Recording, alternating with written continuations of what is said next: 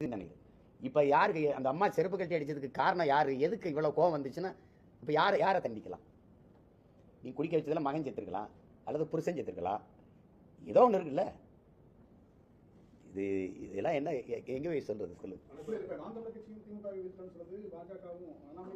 அவங்க வீழ்த்தணும்னு சொல்லுவாங்க. ஐயா, நான் சொல்றது எனக்கு பரம்பரை பகை. நாங்க செய்யறது ஒரு தேசிய இனப்பகை. நாங்க நீண்ட காலமா எல்லாத்தையும் தொலைச்சி நிற்கிற ஒரு இனக்கூட்டம். அவங்க சொல்றது அவங்க சும்மா தேர்தல் நேரத்துக்கு சொல்லுவாங்க. அவங்க திடீர்னு ஐயா கருணாநிதி சிலையில் போய் நினைவிடத்தில் போய் வணக்கம் போடுவாங்க, 100 ரூபா காசை வெளியிடுவாங்க, சும்மா பேசுவாங்க. அவங்க இதே பிஜேபி இந்த திமுக தயவில் 5 ஆண்டு ஆட்சியை நடத்தினவங்க தானே. இப்போ கூட திமுகவோட நட்பு பாராட்டி எல்லா மாநில முதல்வர் மேலேயும் அமலாக்கத்துறை சோதனை செஞ்சிருக்கு. அரவிந்த் கெஜ்ரிவால் உள்ள வச்சிருந்திருக்கு. ஜார்க்கண்ட் முக்தி மோர்ச்சா அந்த தலைவர் அந்த ஜார்க்கண்ட் மாநில முதல்வரை சிறைப்படுத்தியிருக்கு. எல்லாம் செய்து சந்திரசேகர ராவ் மகன் மேலே வழக்கு போட்டிருக்கு. ஆனால் இந்த திமுக ஆட்சியாளர்கள் குடும்பத்து மேலே எதுவுமே பாயலையே. காரணம் என்ன? ஐயா சந்திரபாபு நாயுடு, நிதிஷ்குமார் ஐயா 2 பேர் தயவில் ஆட்சி நடந்துகிட்டு இருக்கு.